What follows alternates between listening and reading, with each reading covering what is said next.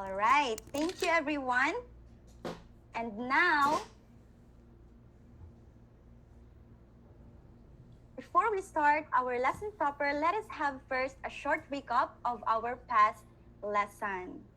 So do you still remember what was our past lesson? What is our lesson all about? What was our... of the Filipinos. Very good, Jasmine Parkal. Our past lesson is all about the Filipino identity in a changing world. So, last meeting we discussed about the effects of colonization in our country, right? Right? Yes, Right, class? ma'am. All Yes. right. Yes, So, can you name the two countries who colonized our country in the past? Spain and America.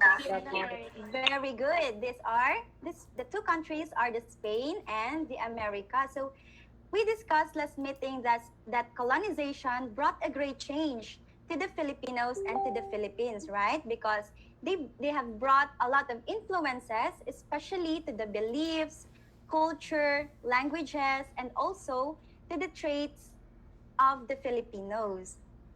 And that is why Filipinos developed various identities. So, do you still remember the excerpt that we had, which was written by Leon Maria Guerrero? Yes.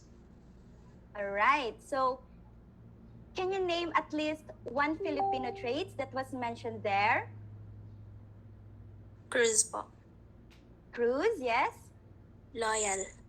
Loyal, very good. How about the others? Yes, ma'am. Dog po. Yes, Friendly. Subaan. Friendly po. Friendly. How about Priyas? Good-natured. Good-natured. Yes, Micaela. Francisco. Idealistic po. Idealistic. So those are all of your answers are correct. So very good, class.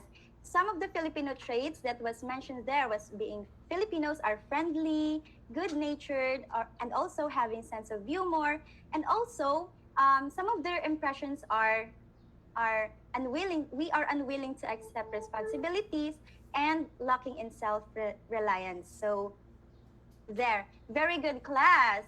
I guess you're all now ready for our today's discussion because I can see that you have clearly understood our past lesson. But before that, let us have first our picture talk activity. So what is it? So I will be showing you I'll be showing you 4 pictures and you're going to give me your insights that can be drawn on these photos. So did you get that? I will be showing you pictures and you're going to give me your insights or observations regarding that photo. Is that clear? Yes, ma'am. All right, so let us now have the first one. Yes, ma'am. Who is that? Yes, Reem? I think, ma'am, the picture shows a person who is struggling in making decisions. All right, so very good, Reem. So as we can see in the picture, there is a man here struggling in making decision on which direction he should take. So very good. So let's have another picture. So what are your insights in this picture? What can you see? Purple po. Who is that? Purple po. Parkal. Yes, Parkal. A man. Again, a man that is arguing with a girl. So very good. So as we can see, there are two people here arguing with one another. So very good. So what? Let's have the third picture. Who wants to answer? Yes. Reem. Reem again. All right. Let's have Reem. The person is experiencing a flood. All right, very good. So as we can see in the third picture, there is a storm and the person is experiencing a flood or struggling in a flood. So let's have the fourth one. What can you see in the picture? Can I call on Alfred?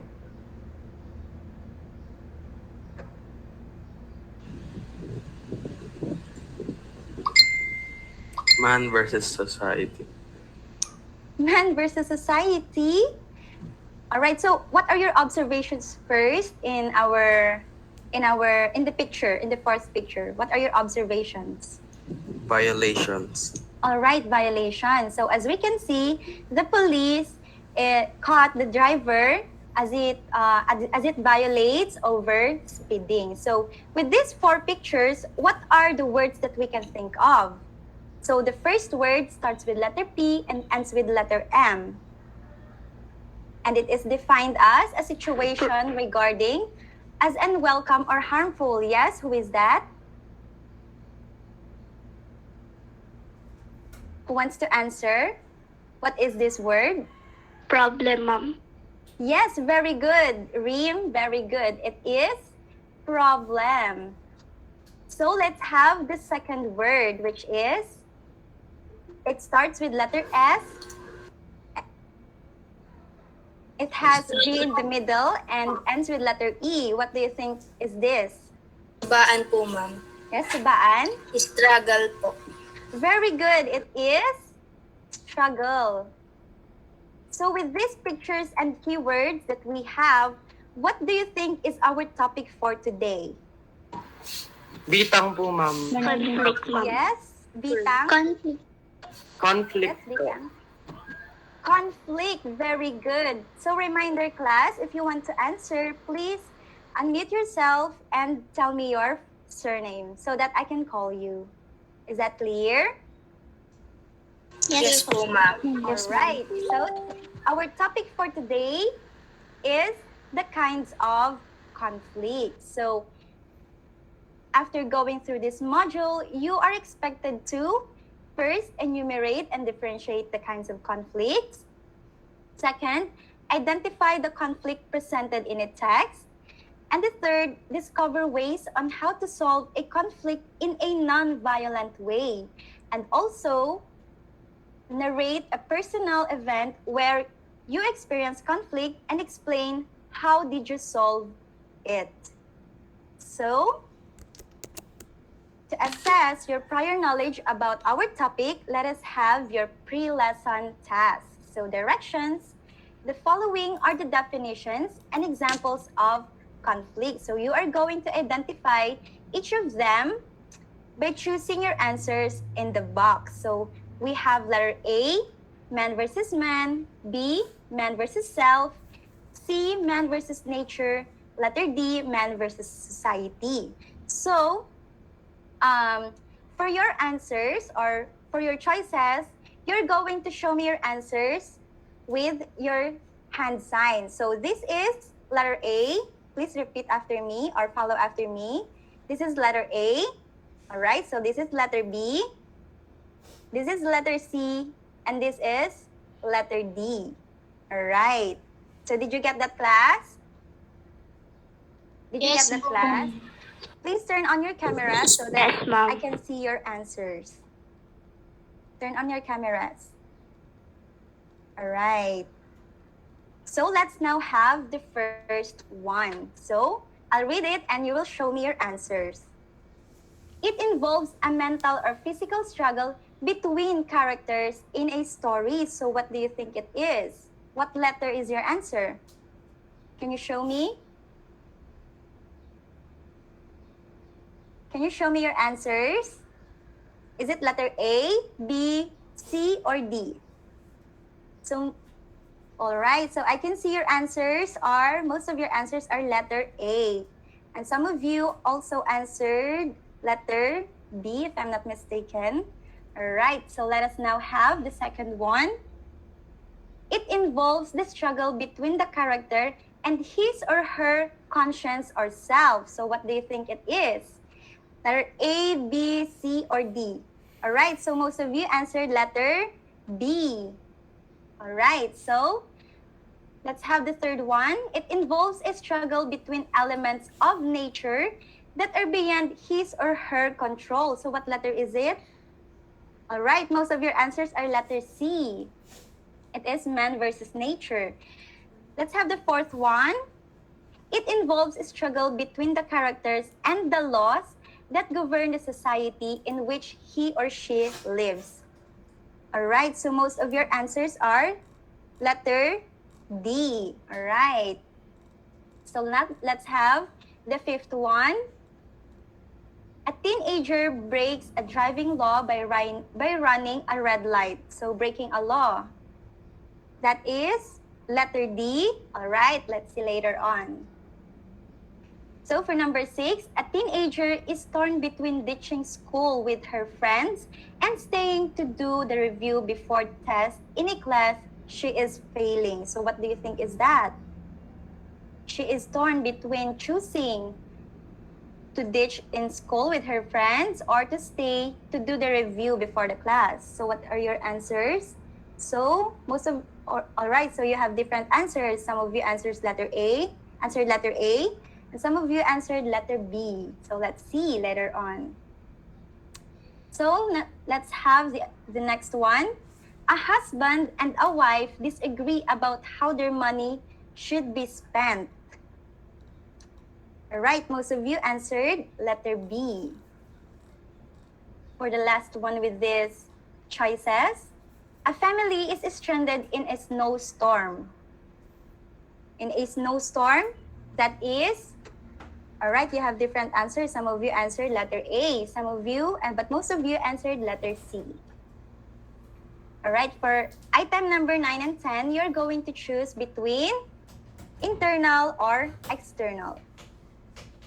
So, a conflict between a character and someone or something in the outside world. So what do you think is that? Is that an internal or external? All right, most of you answered external, letter B. And for the number 10, a conflict within the character. That is, so most of you answered letter A. So thank you, class. Later on, we will check if your answers are correct. So for now, let us clarify and deepen more our understanding about our topic today. So let us now discuss your quarter 4, module 5, the kinds of conflicts. So imagine, what would a story be without a conflict? Wouldn't it be boring, class? Perhaps that is why all stories worth reading or worth telling have a problem. All right, so let us now define what is conflict. So can you please read? Priyas? Conflict is a struggle between two opposing forces. All right, thank you, Priyas.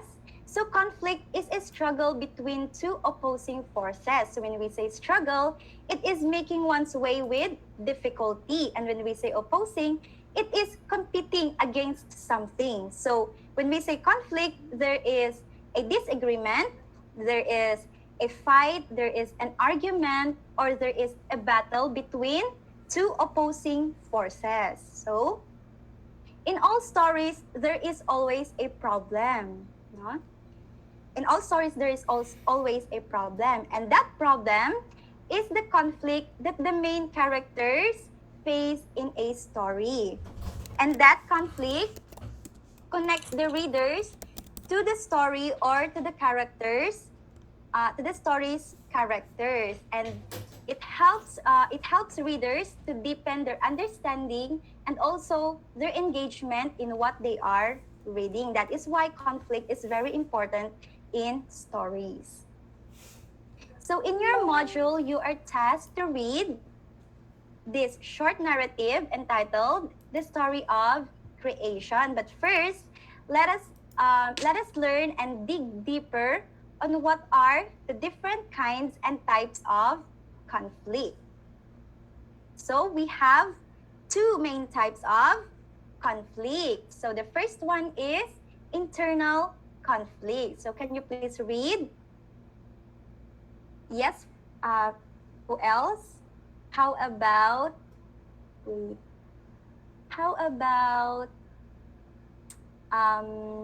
Salcedo?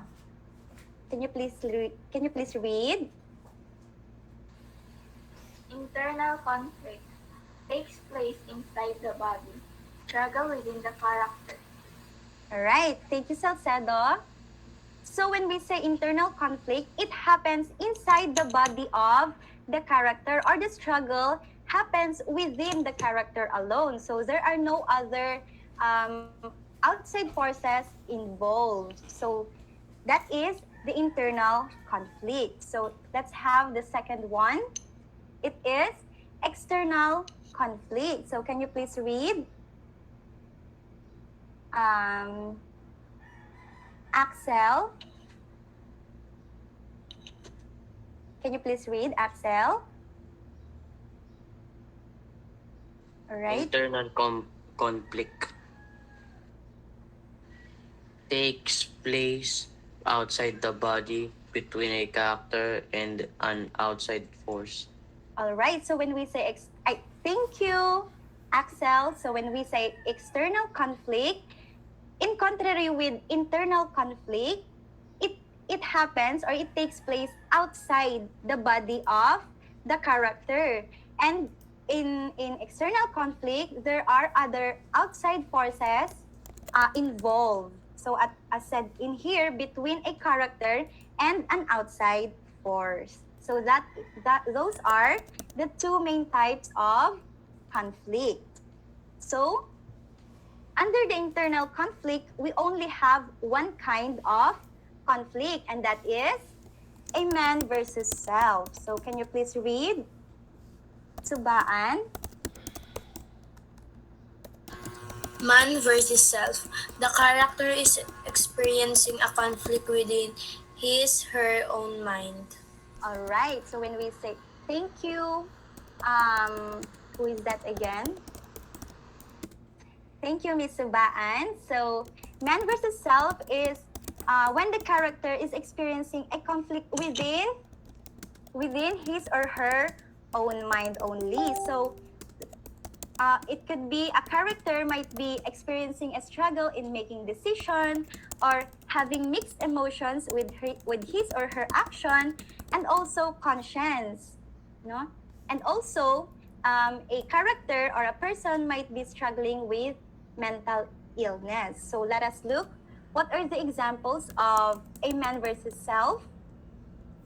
Look at this picture. So what can you what does the picture shows? What does the picture shows? Bitang po, ma'am. Bitang? The girl is struggling to choose between what she will eat, a cake or an apple. All right, very good. No? Right? As we can see, there is a girl struggling to decide whether she will eat the apple or the cake. Very good. So that is an example of a man versus self. So the two opposing forces are choosing the apple or choosing the cake. Did you get that, class? All right. So let's have the next picture. All right. That's what we have earlier, right? So the man is struggling in choosing which way he should take. So here are some more examples. Can you please read? Dulce? A child telling the truth instead of lying. All right, thank you, Dulce. So a child telling the truth instead of lying. So what are the two opposing forces here? It is telling the truth and Lying. very good. It is telling the truth and lying. So let's have the next example. Who wants to read? How about Yes. the other? All right, Priyas. A young lady wants to go to the top of Eiffel Tower, but she Alright. has fear of heights. she has fear of height. So what do you think is what are the two opposing forces here, Nak? Subaan It po, is, ma'am. yes, subaan. Wants to go to the top of Eiffel Tower and fear of height. All right, very good. It is the wants and the fear that is fighting with each other. All right, so another example. How about Cruz? An Olympic athlete pushes his performance to the limit despite his physical disability. All right, and what are the two opposing forces here? The Olympic athlete pushes his performance despite his physical disability. All right, so his performance and his physical disability. So this kind of conflict is resolved by character growing. So it is through understanding about a part of themselves or realization. So we can also do self-talk or writing a diaries or journals so that we can understand our thoughts and make a moral decision. Is that clear? Let us now proceed with external conflict. So in external conflict, we have three kinds of conflict. So the first one is man versus man. So can you please read? How about Joseph Matthew?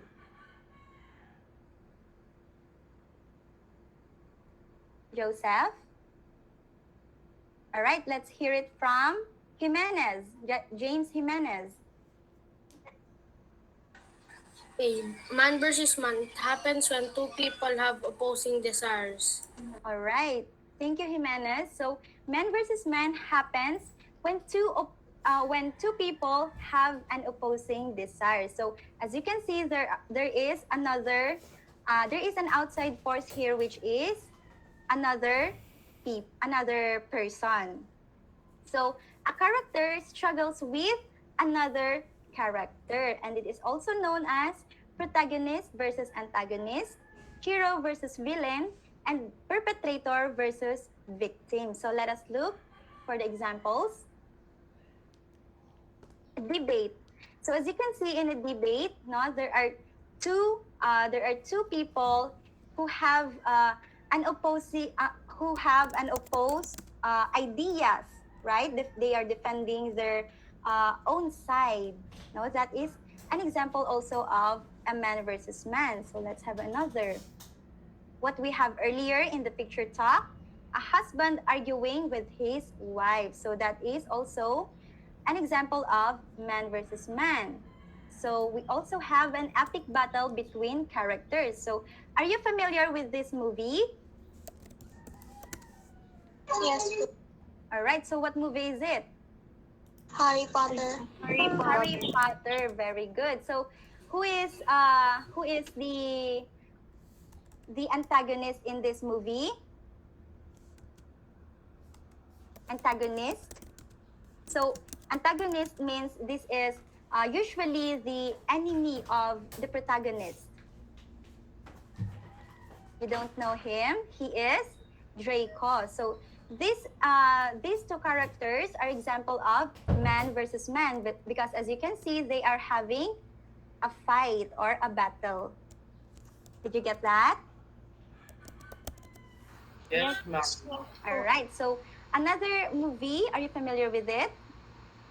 Peter Pan. All right. Peter Pan is having a fight with Captain Hook. All right. So these are examples of man versus man conflict. So this kind of conflict is usually resolved through compromising or coming up with an agreement. So the solution is coming up with an agreement. So how about you, class?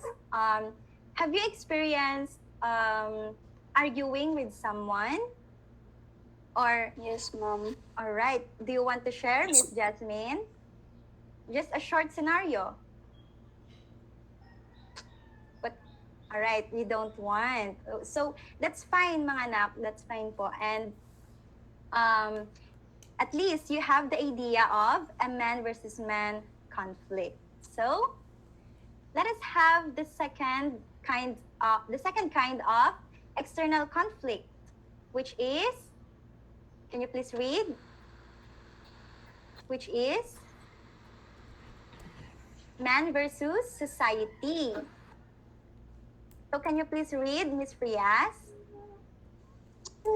Man versus society. It happens when the character involves at odds of a ruling body, including laws, beliefs, or cultural norms or tradition.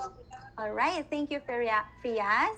So, man versus man happens when the character involves at odds of a ruling body. So, what do we mean when we say odds? Odds of a ruling body. So, these are the people or the things that has a power or an authority to the people. So, for example, these are the law, the belief, the cultural norms, and it also include poverty, politics, expectations, and values. So let's look on the examples. A protagonist is going against the grain of what his or her society and people expect. So it is the protagonist versus the expectation of the society. So that is an example. So can you please read the second example? Yes, Bitang? Character revolts against unfair rules of government. Alright, so when we say revolt, it is rebel, or in a much lighter term, it is fight. So it is the characters versus the government. Did you get that? That is the concept of man versus society. So another example. Who wants to read? Yes, Dulce? Read po, ma'am. Dulce? An old man accused of a crime he didn't commit. Alright, an old man accused of a crime he didn't commit. So when we say crime, it involves the law, right? So it is the old man versus the law. So do you know the story of Mulan? Yes, ma'am. Alright, so who wants to connect the story of Mulan to man versus society? Just a short connection. Who wants to share? None? Alright, so the story of Mulan is a Chinese-based story, and in the ancient times, the society of Chinese the women are expected only to become wives to serve their husbands and to work only in the house. So that is the expectation of Chinese tradition in the ancient times. However, Mulan disguised herself as a man, and what did he do? She went to war, and she was able to save the emperor, and that resulted into she's seen as a hero after that. So she broke the expectation of society that women should only become a wife of men, no? And also she proved that women can do more than what the society expect them to be. So that is the story of Mulan, and we can relate that to man versus society. Did you get that? Yes po, ma'am. All right. So this kind of conflict is resolved in two ways. So the first one is communication, and the second one is identifying if there are any ways in which both interests can be met. So let's have the last and third kind of conflict. It is the man versus nature. And you read? Yes, Bitang? Man versus nature. It sets the character against a natural force like an earthquake, a blizzard, an animal, or a contagious disease. All right. Thank you, Bitang. So when we say man versus nature, the character is going against a natural force. So Just like, for example, earthquake, a blizzard, or a snowstorm, no, a blizzard, an animal, or a contagious disease. Just like what we have now, which is COVID-19. all right, the COVID-19. So let's look for more examples. A character attempting to survive a great storm, tornado, earthquake, etc. So can you give me more example of natural forces? Hurricane. Hurricane, Flash flood. flash floods, what else? Volcanic Right? eruption. Volcanic eruption. So very good, class. Those are examples of natural forces. So have you another example pa pala. Another example, a character lost in the wilderness, a desert, or ocean, and etc. So have you watched the San Andreas movie? Not yet. So let's look at this at least for 1 minute.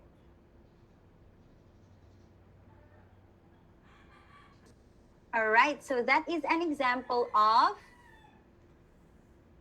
a man versus nature, wherein, what did you see in the video? Can you share me? What did you see in the video?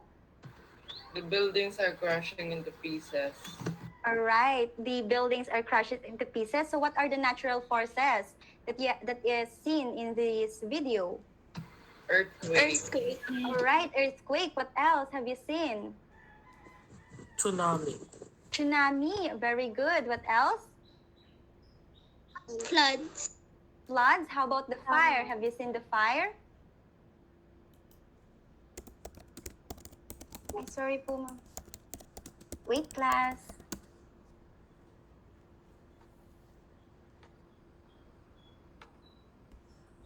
I'm so sorry, Ma'am Gina. I'm so sorry po. So, let us now proceed.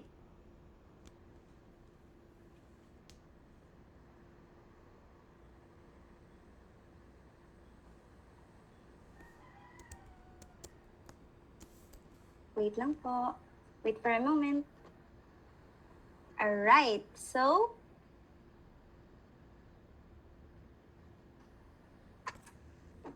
wait.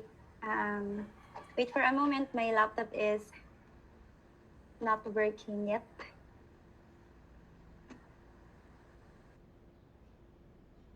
Right. So, these are examples of these are examples of man versus nature. So, man versus nature, this kind of conflict is resolved through an understanding that humans will not be able to fight nature, and nature is always going to win. So that is why, therefore, we humans should love and take care our nature.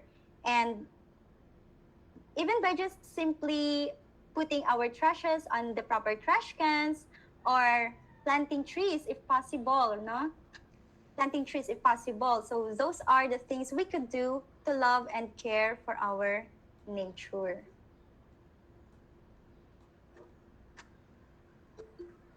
To explore more about our topic, let us have the story of creation, and we are going to recognize what are the conflicts seen in this story. So are you ready, class? All Yes, right. ma'am. So let's have the first paragraph. Who wants to read? Bitang po. Bitang, kindly read. Yes, kindly read na. Wait lang po, ma'am, hindi pa po nalabas lahat eh. Okay lang, you can start na po. The story of creation. In the very beginning, there lived a being so large that he cannot be compared with any known thing. His name was Melu, and when he sat on the clouds, which were his home, he occupied all the space above his teeth, were pure gold, and because he was very cleanly and continually rubbed himself with his hands, his skins become pure white. The dead skin which he rubbed off his body was placed on the side in a pile. And by this pile became so large that he was annoyed and set himself to consider what he could do with it. All right. So why did Melu get annoyed? Again, because of why did Melu get annoyed? Because of the pile of dead skin. All right, because the pile of the dead skin became so large. So Melu was annoyed with it. So let's have the the second paragraph rather. Who wants to read? Yes, Bernardino. Finally, Melo decided to make the earth, so he worked very hard in putting the dead skin into shape. And when it was finished, he was so pleased with it that he determined to make two beings like himself, though smaller, to live on it. All right. So finally, Melu decided to make the earth. So he worked very hard in putting the dead skin into shape, and when it was finished, he was so pleased with it that he determined to make two beings like himself, though smaller, to live on it. So, what in the first paragraph, what do you think is the conflict or the problem? In the first paragraph, what do you think is the problem? Yes, Priyas? The pile of the dead. The pile of the dead skin. Yes. What did Melu felt with the pile of the dead skin? He was annoyed. All right. He was annoyed. The dead skin, which he rubbed off his body, was placed on one side in a pile, and by this pile became so large that he was annoyed and set himself to consider what he could do with it. So, in this conflict, as we can see, there is only one character involved, right? That is, who is that? Melu. And what conflict do you think this shows? Yes, Yes, Priyas? man versus self. Very good. It is man versus self. Very good, Priyas. And how did Melu solve the problem? Bitang po, ma'am. Yes, Decided Bitang? to make the earth. He decided to make the earth. All right. Rim is also correct. And Bitang. So, finally, Melu decided to make the earth. So, let us have the third paragraph. Who wants to read? How about, yes, Gabrielle? Of the material left after making the earth, he fashioned two men. But just as they were all finished, served their noises. Tautana from below the earth appeared and wanted to help him. Thank you, Gab. So, who is this new character again in the story? Tautana. Very good, Tautana. So, let's have the next paragraph. Who wants to read? How about Alfred? Later on, read. Melo did not wish any assistance, and a great agreement ensued. Tautana finally won his point and made the noses, which he placed on the people upside down. When all was finished, Melo and Tautana with the forms until they moved. Then Melo went to his home above the clouds, and Tautana returned to his place below the earth. All right. Thank you, Alfred. So, what happened between Melu and Tautana? They had a great argument. Very good, Miss Pilande. So, Melu and Tautana had a great argument. So, our two characters here are Melu and Tautana. So, what do you think did they had an argument, right? So what do you think did they argued about? About, yes, Cruz? Nose. The nose, correct. So, but it is said that but just as they were all finished except their noses. So they argued about the unfinished nose of the people. So who won the argument? Tautana won the argument. And how did Tautana place the nose of the people? How did Tautana? Upside down. Upside down. Alright. Tautana made the noses which he placed on the people upside down. So that is how Tautana placed the noses of the people. So in this kind of conflict or problem, what do you think, what kind of conflict do you think it is? If it involves Man versus man. Alright, it is man versus man. Very good, class. So let's have the 5th paragraph of the story. Who wants to read? Reem, can you please kindly read? All went well until one day a great rain came, and the people on the earth nearly drowned from the water, which ran off their heads into their noses. Melu, from his place on the clouds, saw their danger, and he came quickly to the earth and saved their lives by turning their noses the other side up. All right, so thank you, Reem.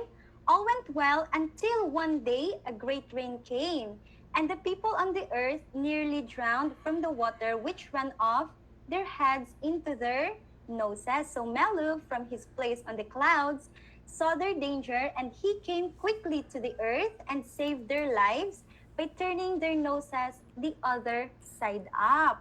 So what do you think is the conflict in here?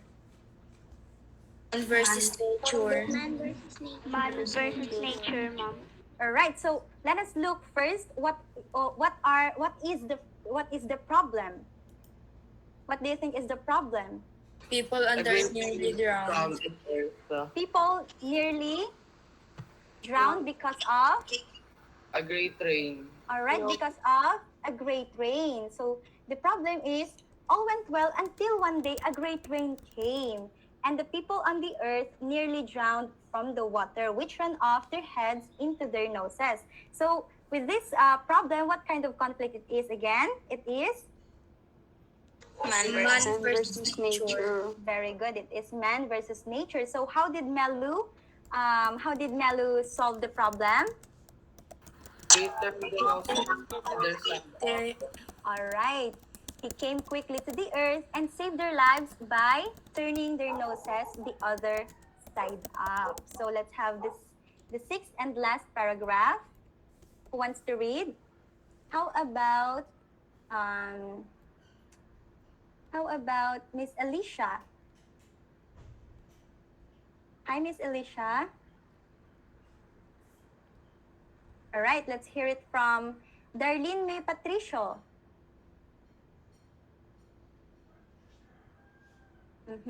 Darlene May, are you there?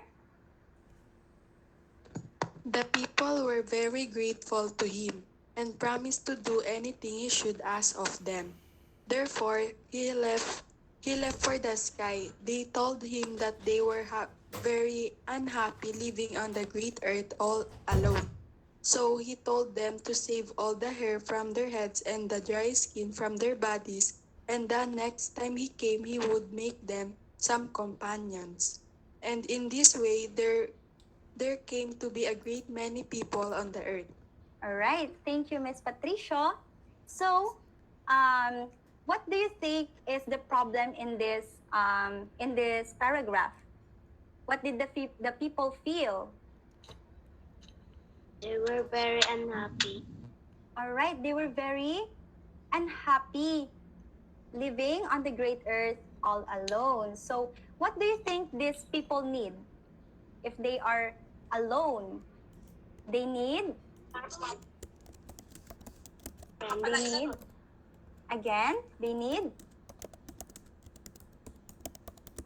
if they are all alone, what do they need? All right, very good, Priyas. It is people need companions. So when we talk about companions, what kind of conflict it is? It is man versus Man. man versus Social. society. It is man versus society. Very good. So, what is the solution given by Melu? What is the solution?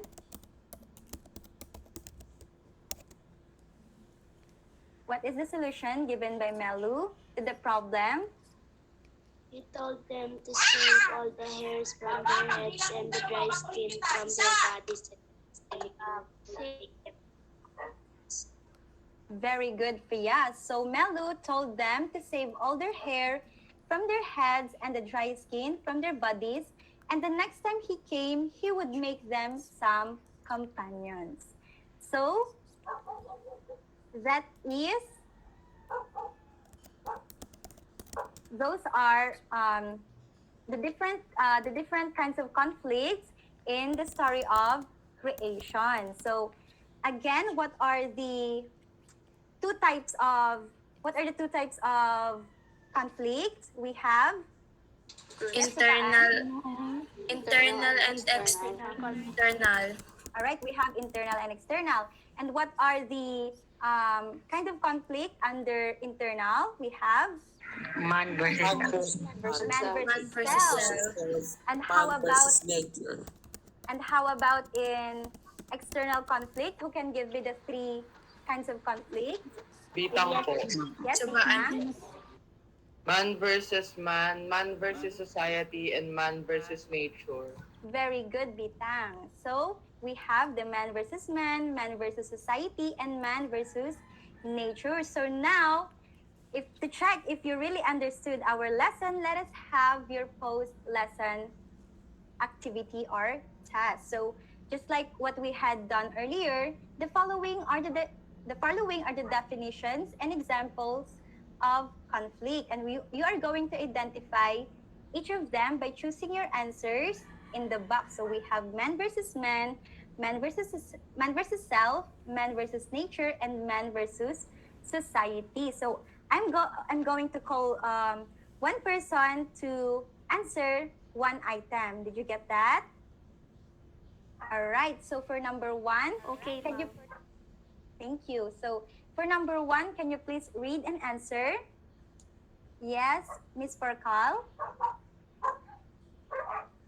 It involves a mental or physical struggle between characters in a story. So what is your Man. answer? Man versus man. All right. It is letter. A. Very good. It is letter A. A man versus man. So next one, let's have Gabriel.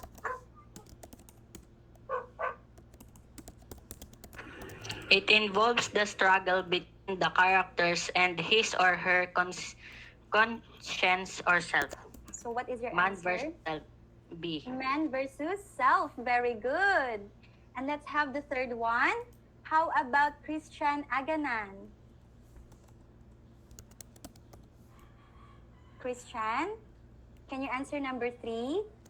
It involves a struggle between elements of nature that are beyond his or her control.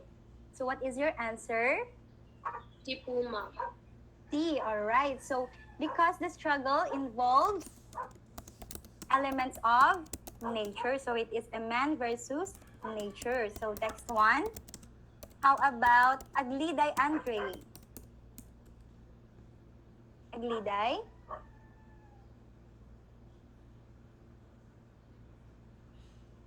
All right, so let's hear it from your other classmates. How about from Jasmine Subaan?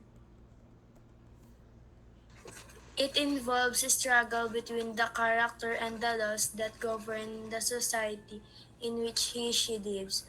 Man versus society po, letter D.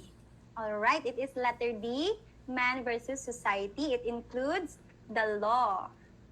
All right, so let's have the fifth one. Yes, Axel? Society po. A teenager breaks a driving law by running a red light. What is your D. answer? Man versus society. Very good. Santos, it is man versus society, letter D. So let's have number 6. How about James Jimenez? James?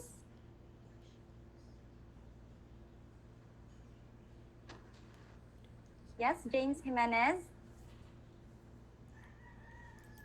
Read and answer po. Alright, let's hear it from, how about Pilande? Between ditching school with her friends and staying to do the review before the test. In a class, she is failing. What is your answer? A, man versus man po. Man versus man? It is?